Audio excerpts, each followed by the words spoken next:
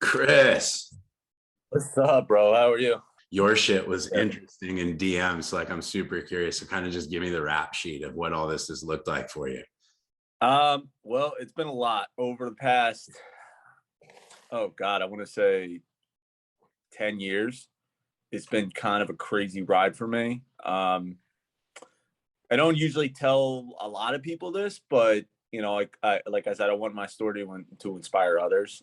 So when I was in 2012, coming from high school, which I was not the most heavily recruited quarterback coming out of high school by any means necessary. I really didn't even get much of a chance to play until, my junior year, where I was a starter on JV. And then going into my senior year, I was a starter for the first game, and I was involved in a post-grad program. And so they rolled with the guy who was there.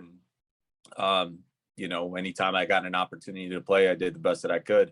But with that, and kind of the common denominator of like my whole story, like my grandfather and my grandmother before she passed away would pretty much at every single one of my games. He was taping all of my games, taping from this little pink recorder that we got at some pawn shop, because I knew that was the only thing that he was going to be able to understand, and something we wouldn't have to pay like $1,500 for like a camera or anything like that. He was recording every one of my games. And then we put that all together in like a little slideshow, like PowerPoint highlight film. And then I got, a couple, looks by Division III schools. And then one day, West Virginia Wesleyan calls me, brings me down for a visit. And I was like, I definitely want to go here. And I signed over there. And then Joe Montana's son, ends up committing there, Nate Montana from Notre Dame. Yeah. And I was also behind, who would eventually be a preseason All-American, Jeremy Musselman, great quarterback, hell of a quarterback. And then Zane Zabrowski, who was their starter for about 2 years too. So that was pretty much my redshirt year, but I got to learn so much in just that room in general. And then the coaching staff ended up getting fired that year. And I was pretty much playing for respect to that coaching staff, because they changed last minute before I even got there. They brought a whole new coaching staff in, and that whole, they're great coaches. I love them, but I had to earn the respect of that coaching staff just to be on the team, like in general. I mean, it was like every day they were trying to find a new reason to just, kick guys out that they didn't really want to be a part of an organization, which now I realize that that's just how the culture is anytime you change coaching staffs. Totally. End up leaving there after 2.5 years. I knew that I wasn't really going to get much of a chance to play. I transferred to Teal College, where I ended up meeting my ex-fiancé. Wow. And that didn't work out. But in the middle of that, I ended up transferring from Teal to go to Alderson Broaddus, where she was, so that we could kind of start our lives together. But I still wanted to play football. She wasn't really on board with that. So I ended up going. So I still did it anyway, because I really wanted to chase my passion and chase my dream of just being able to just continue to play. And in the middle of, I guess, the season into spring season, we ended up cutting ties. Okay. And then I had to fight my way to be on the team in AB. I played really well in the spring game. I think I only threw one incompletion that entire game out of one drive, where I was 5 of 6 for about 70 yards and a drop touchdown, which was that incompletion. And then they bring me in the office the next day and say, hey, we're going to bring in all pretty much 3 or 4 freshman quarterbacks. And they're all going to be on scholarship, and we want to bring you in as student coach. I'm like, I don't want to coach. I want to play. And then they pretty much said, you're never going to go to the NFL. You're never going to play professional football. You're not good enough. So I took that as motivation. Then I ended up transferring to Ursinus, where they told me I could come in and compete for the starting job. I ended up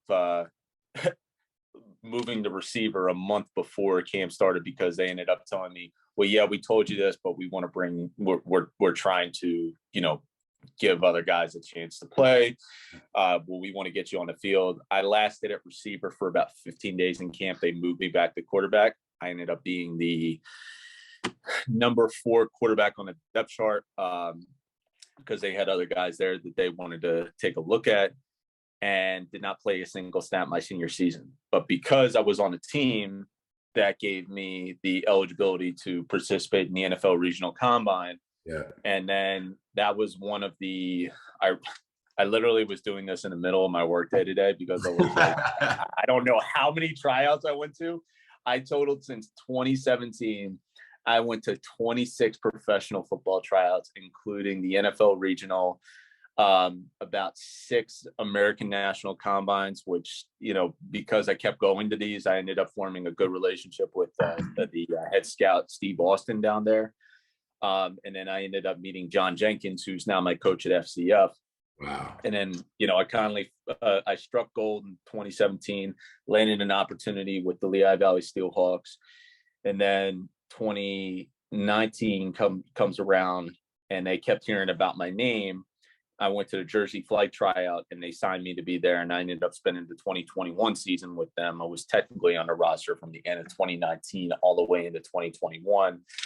And then, you know, I ended up hooking on with a semi-pro team last season, New Jersey Stags. I got very good film from them. They're a very good organization that I got the chance to play for.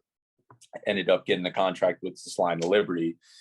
All while now I'm also engaged again to a different woman who is my absolute partner in life. Like, yes, if you're trying to, like, see, a lot of what everybody fails to realize about being a professional athlete is there are distractions, and there are people out there who will misunderstand the process in your journey because they haven't been there. But there are also going to be people there that are going to support you, whether they're old or whether they're new, and they're going to see that as well. And that's exactly who she is. And she's been so strong throughout this entire process. I haven't really been home much since late February, but she's been a rock. I ended up getting cut, and mind you, I actually did go home for like a week after I got cut.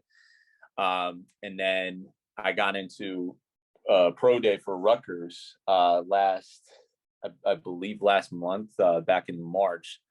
I did really well there. I talked to a scouts from the Jets, the Panthers, and the Titans. And then I talked to an agent down there who, you know, wants to, you know, liked what I did, and is monitoring my progress this season with the FCF. And then as I was going down there, before I went down there, I called a quarterback who I played with the Jersey flight. His name's Danny Southwick. And he said, well, what are you doing, you know, this Sunday? And it was like 3 days before my pro day. So I was like, I mean, I'm probably going to stay in a hotel and just, like, you know, work out with some of the guys down there. He said, dude, you need to fly down to Atlanta this weekend and go to a tryout. I was like, okay, cool. So I hopped on a plane that Saturday, got a hotel, got about 6 hours of sleep. And then afterwards, John Jenkins came up to me and he said, we want to sign you. And I ended up signing. I ended up making a late signee there so that I could go do my pro day. I drove from my pro day on Wednesday all the way to Georgia with no sleep at all. Came down here, and I've been here ever since. That's fucking, dude. Absolutely. And then all the while, I was in 10 days of quarantine for COVID as well. So, yeah, I mean, I literally just got back. I got drafted to the Board Apes last week. The way it works here is that you get potentially drafted to a different team for 3 weeks. And then after the third week, whatever team you got drafted on for the third week, you're on that team for the rest of the season. But if you do really well, you can get franchised here as well. So that's kind of what I'm aiming for right now. It's incredible, bro. So like that whole story, I mean, that's why we connect anyway. It's just because like mine was obviously through like the more sexy Division I route, but there was so much adversity through my shit too. And I think there is for everybody. So like what I always am super curious about is like, when did you know, bro, that football was it?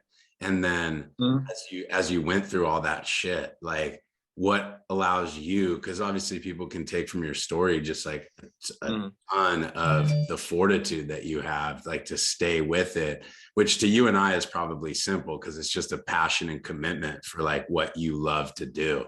But Yeah. how early on did you know that, dude?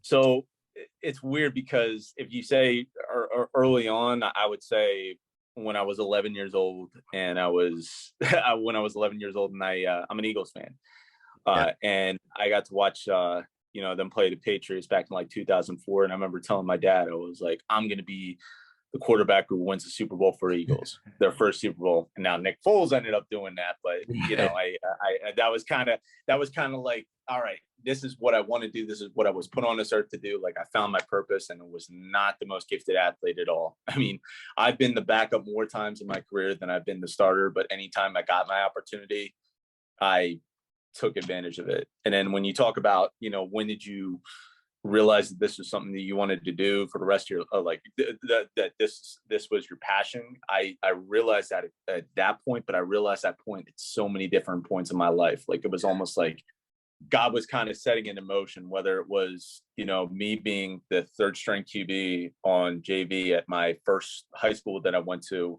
and then getting a scholarship to go play at Valley Forge, and then going all the way throughout college and not being, a starter anywhere I went. And then all of a sudden doing well enough at the Philadelphia Soul Tryout, where Chris Thompson, my coach, picked me up after that.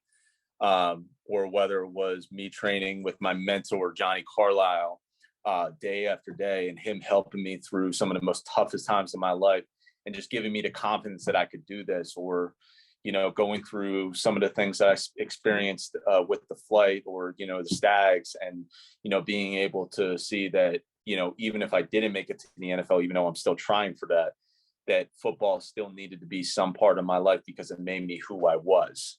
Yeah. And, there were so many different points where, I just realized that football really is a big part of me. It's not all of me, but it's a big part of who I am as a person, as an individual.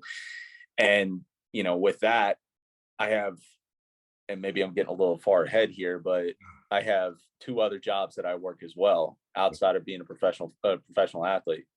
And the skills, the mental and emotional skills that I learned in football helped me in doing the job that I do with those jobs, and putting the effort and putting the work and putting the dedication, but also the focus and commitment into those jobs that I do as well. Oh yeah, dude. That's beautiful. So to you, like what is a quarterback, bro? Like when you think about what a quarterback is, as you look at it, you have such a different vantage point because you're 28 years old and you've been through all this stuff and you have all that experience at your back. So like there's the definition that we had when we were young and you're watching Donovan McNabb out there for the Eagles. And then there's that evolves over time. And like my definition is taken on something completely different. Like I have this Michael Jordan quality to me, which is basically just, I decided that quarterback was what it was going to be. It gave me an opportunity to lead men, which ultimately that was the biggest thing for me. And the Michael Jordan piece is just like, I'll be damned if there's somebody who's going to be on the fucking field that's not me, that I'm playing with. Yeah. So, that kind of drove me. And then after my career, like all of the adversity that I had gone through, and then the support that I had to kind of overcome that, birthed a completely different purpose at the position, which was basically just that quarterback is so mentally, physically, and spiritually intensive that like if you can survive and thrive in that environment, then you can survive and thrive in any environment that you step into. And so like you're living proof of that. But for you, like how has that position changed to you over time?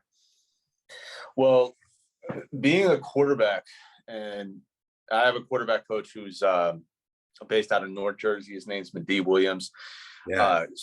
Super. I mean, like I talk about Johnny Carlisle as my mentor. That man has truly become my second mentor in life, because he taught me not only how to be an efficient quarterback on the field, but also how to be an efficient quarterback off the field. And it's not only being a leader of men, but it's also being a leader off the field in your community, And now that I'm becoming a family man in your own household as well.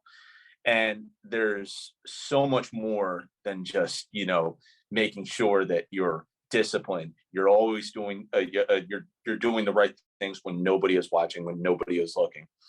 It goes deeper than that, because I feel like it's also being honest with yourself and being honest with who you are as an individual and as a man too. And I struggled with horrible anxiety when I was a kid, and to an extent I still do, but now I'm able to use that and be honest with myself and be able to, I guess, admit my flaws so that I can help and inspire other people at the same time as well, but also so I can be a better version of myself. Oh, yeah. I feel like the worst thing that people can do is they can run away from who they truly are as a person, whether it's the good things about them or whether it's the bad things about them, or the things that they find less desirable. And, that's really what I truly define a quarterback as somebody who, when he's on the field, he's able to inspire others because he's not afraid to be himself, no matter how it looks. You could be as cool of a cat as Jalen Hurts is, or he can be as much of a, and I don't know these guys, so I apologize. but you could be as much of a dork as Kirk Cousins is with his like Lord of the Rings, crap. But I mean, at least those guys love who they are and they embrace who they are. And so when it goes deeper into that, just like you talked about before, it's about embracing those qualities about you, no matter whether it's good or whether it's bad. That's poetic, bro. That's beautiful.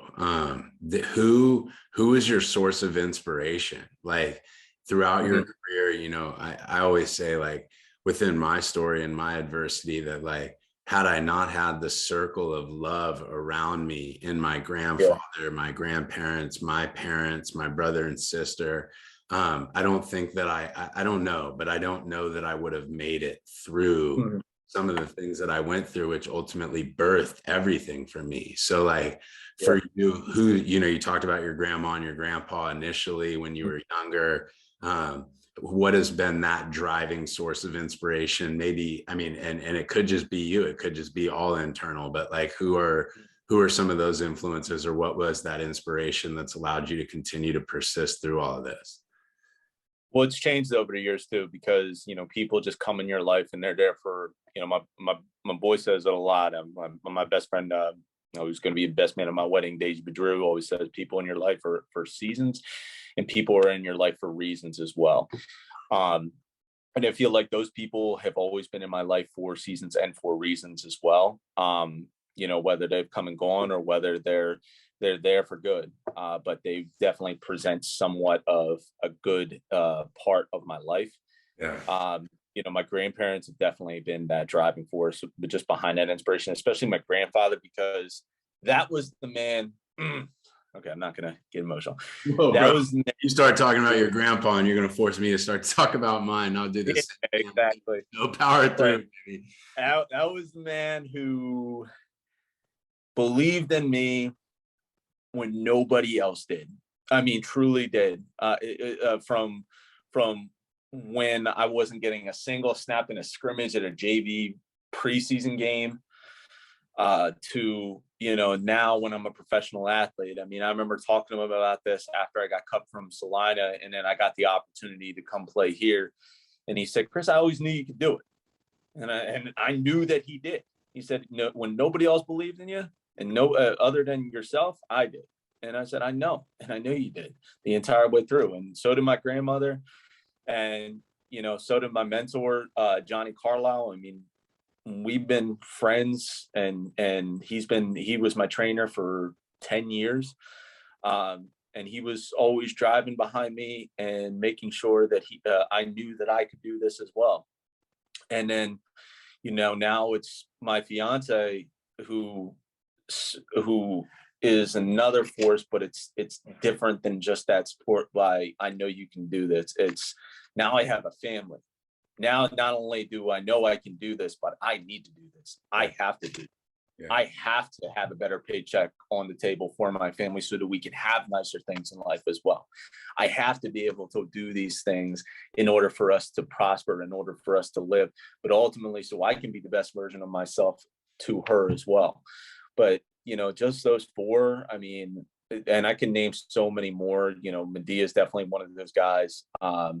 You know, coaches that I've played for and had the opportunity to like really be in my corner, you know, Chris Thompson, Ian Cooper, Morris, Coach Mo from the Raptors. Cooper was from the Raptors, and Coach Thompson was from the Steelhawks. I mean, and Steve Austyn just being that guy who believed in me and let me be a staff quarterback for the past 2 years at the ANC Combine so that I could get an extra look as well. You know, there's so many different ones, but if I had to really pinpoint who was there from the start and from the finish, it was definitely my grandparents and my mentor, Johnny Carlisle. It's amazing, man. What's the hardest moment in your career?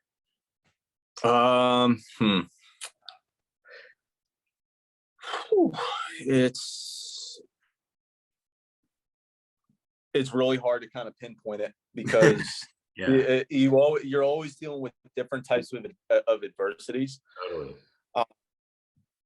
The top 3 hardest points in my career were probably tearing my ACL back in 2017 and sitting out for 7 months and not knowing whether or not I could make it back or not. Right. You know, going through what I went through back and forth between Teal and AB and knowing whether or not I could play this game.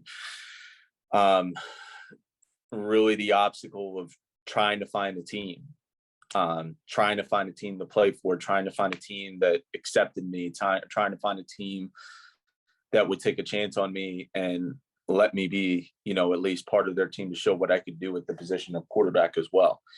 But there are so many moments that that anymore, I don't necessarily look at it as like, okay, this is the moment that defined me, because I know that I'm going to go through different adversities in my life.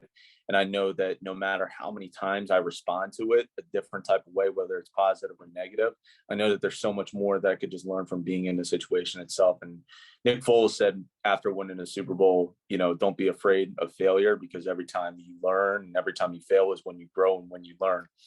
And that's what I try to teach myself all the time. Like any type of adversity that I go through, anything that I'm going through in the moment, I'm learning from it and I'm growing from it as well. Beautiful. Well, to finish this part, just in terms of sharing your story, I ask like every one of you, just if you were to give a message to a young quarterback, I like to phrase it in the way of like, if you could have told yourself something at the beginning of your career, knowing what you know now and understood it at that time, like, what do you think that would be? You know, what would be a message to quarterbacks in general, from all that you've learned through your career on something that you wish you knew earlier? Just to slow down, because no matter, and what I mean by slow down is mentally slow yourself down, emotionally slow yourself down. Because there's so much chaos that goes on the field that it affects more of the mental than it does physical. And you're going to come with gifts, but you're also going to come with things that you need to be able to develop as a quarterback. And sometimes it just takes more time than others. Yeah. You know, if I knew the things that I knew now, I probably would have had a much better opportunity in getting into the NFL by 23, 24. I probably would have gotten to the Division I stage that you did. But because I was so, you know, I was so focused on 10 steps ahead of everything, I wasn't really truly present in the moment. And I remember seeing this quote one time. It was by Malachi Jones, who I almost had the chance to play with when I went to a tryout for the Albany Empire. And I remember him seeing on a tweet, wherever you are, be there in the moment, no matter what it is.